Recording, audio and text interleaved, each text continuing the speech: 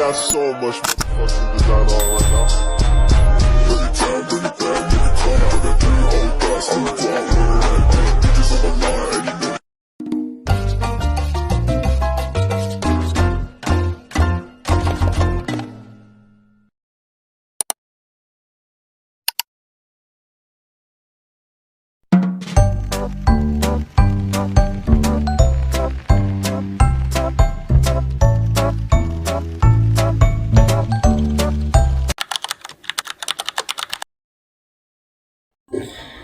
Assalamualaikum warahmatullahi wabarakatuh.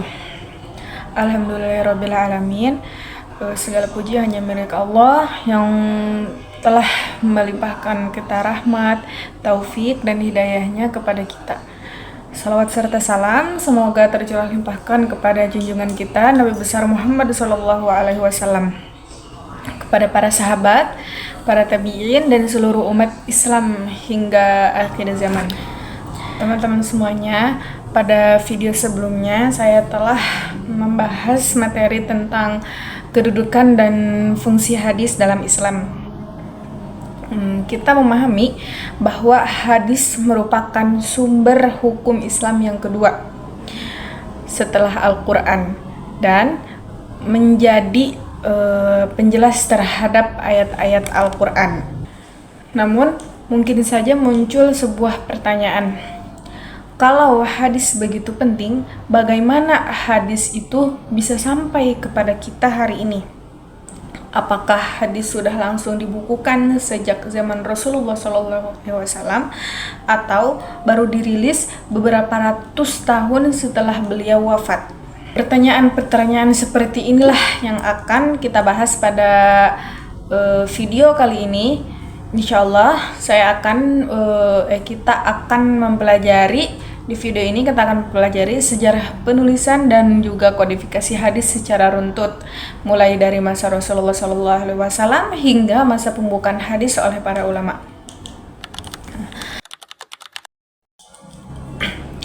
Teman-teman semuanya, ketika Rasulullah SAW masih hidup, secara utama menjaga hadis adalah melalui hafalan.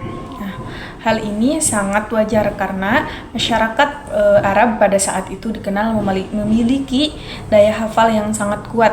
Mereka terbiasa menghafal syair-syair panjang, silsilah keluarga, hingga berbagai peristiwa yang penting.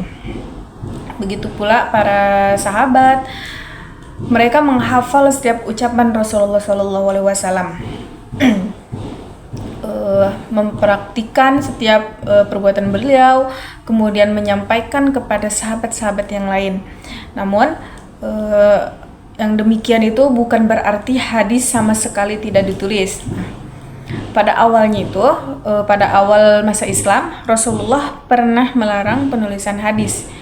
Beliau bersabda, "La taktubu anni wa man kataba anni ghairal qur'ani falyamhu." Yang artinya itu, janganlah kalian menulis sesuatu dariku selain Al-Quran. Barang siapa telah menulis selain Al-Quran dariku, maka hendaklah ia menghapusnya. Hadis riwayat Muslim. Kemudian, mengapa Rasulullah itu melarang penulisan hadis? Nah, larangan ini bukan hanya karena hadis itu semena-mena tidak penting, tetapi pada saat itu Al-Quran masih terus turun secara bertahap. Rasulullah khawatir apabila hadis dan Al-Quran ditulis dalam lembaran yang sama, masyarakat akan sulit membedakan mana wahyu Al-Quran dan juga mana penjelasan dari Rasulullah. Jadi larangan untuk menulis hadis tersebut adalah bersifat sementara dan juga bertujuan untuk menjaga kemurnian Al-Quran. Izin menulis hadis itu setelah para sahabat semakin memahami perbedaan antara Al-Quran dan hadis. Nah, kemudian Rasulullah memberikan izin kepada sebagian sahabat untuk menuliskan hadis. Salah satu kisah yang terkenal adalah ketika seorang sahabat dari Yaman bernama Abu Syah yaitu meminta agar khutbah Rasulullah dituliskan untuknya. Rasulullah bersabda, "Uktubu li Abi Syahi. Artinya yaitu tuliskanlah untuk Abu Syah. Hadis riwayat Al-Bukhari. Selain itu ada juga para sahabat, ada pula sahabat yang bernama Abdullah bin Amr bin Al-As yang dikenal rajin menulis hadis. Beliau menceritakan, kuntu aktubu kulla syai'in asma'uhu min Rasulillah sallallahu alaihi wasallam. Yang artinya itu, aku menulis setiap perkataan yang aku dengar dari Rasulullah sallallahu alaihi wasallam. Nah, ketika sebagian sahabat mempertanyakan hal itu, Rasulullah pun bersabda, uktub fawalladhi nafsi biyadihi ma yakhruju minhu illal haqq. Artinya itu, tulislah demi zat yang jiwaku berada di tangannya, tidak keluar dari mulutmu kecuali kebenaran. Hadis riwayat Abu Daud. Hadis ini menunjukkan bahwa penulisan hadis itu telah mendapatkan izin dari Rasulullah SAW.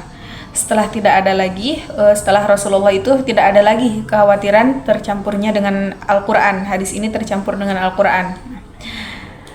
Kemudian penulisan hadis para masa sahabat yaitu setelah Rasulullah SAW wafat, para sahabat tetap berhati-hati dalam meriwayatkan hadis.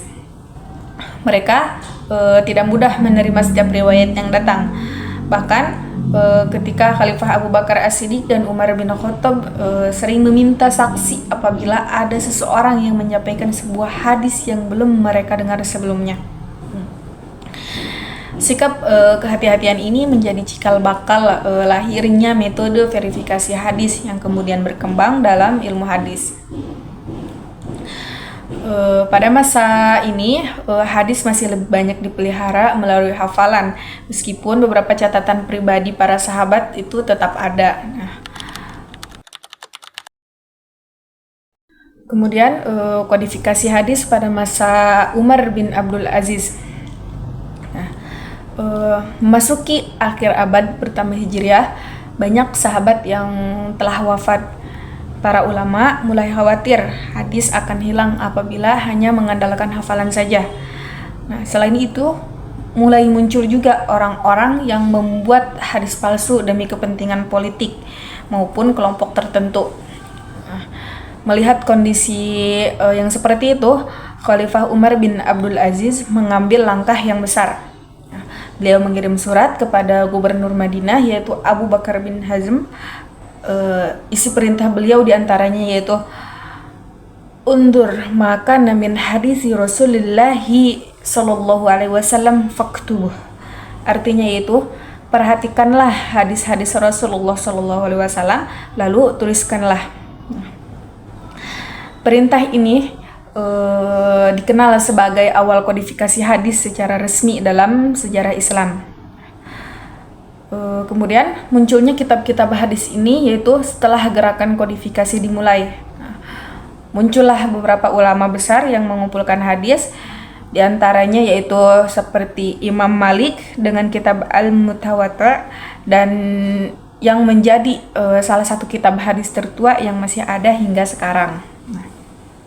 Kemudian lahir generasi berikut seperti Imam Ahmad bin Hanbal dengan Musnad Ahmad, Imam Al-Bukhari dengan Sahih Al-Bukhari, Imam Muslim dengan Sahih Muslim, serta Imam Abu Dawud, At-Tirmizi, An-Nasa'i, dan juga Ibnu Majah. Para ulama tidak hanya mengumpulkan hadis tetapi juga melakukan penelitian yang sangat ketat terhadap sanad dan para perawinya. Mereka juga rela berkorban berjalan ribuan kilometer hanya untuk memastikan kebenaran satu hadis saja. Nah, karena kerja keras mereka lah umat Islam sampai saat ini masih dapat mempelajari hadis-hadis Rasulullah SAW dengan tingkat keautentikan yang sangat tinggi.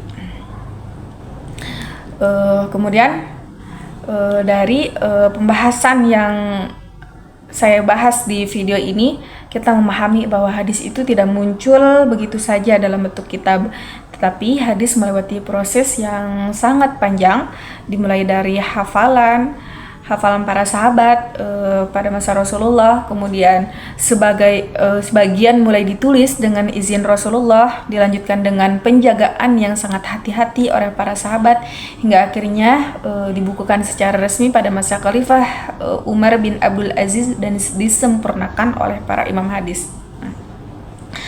Hal ini juga menunjukkan bahwa Allah itu benar-benar menjaga sunnah Rasulullah melalui para ulama yang ikhlas mengabdikan hidupnya untuk ilmu. Sebagaimana sebagaimana Allah berfirman, Inna nahnu nazzalna dzikra wa inna lahu lahafizun. Yang artinya yaitu sesungguhnya kamilah yang menurunkan az-zikr, Al-Quran, dan sesungguhnya kami benar-benar menjaganya. Quran Surat Al-Hijr ayat 9. Para ulama menjelaskan bahwa penjagaan terhadap agama juga tampak melalui terjaganya sunnah Nabi dengan adanya sanad, hafalan para ulama, dan juga pembukuan hadis yang sangat teliti.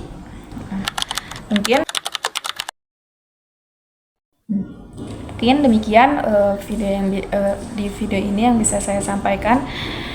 Semoga bisa menambah keyakinan kita terhadap kuantitikan hadis Rasulullah SAW dan juga semakin termotivasi. Kurang lebihnya saya mohon maaf. Hal baiknya semoga bisa diambil. Apabila saya ada kesalahan dalam penyampaian materi ini, saya mohon maaf karena keterbatasan ilmu yang saya punya. Wabillahi taufiq wal hidayah. Wassalamualaikum warahmatullahi wabarakatuh.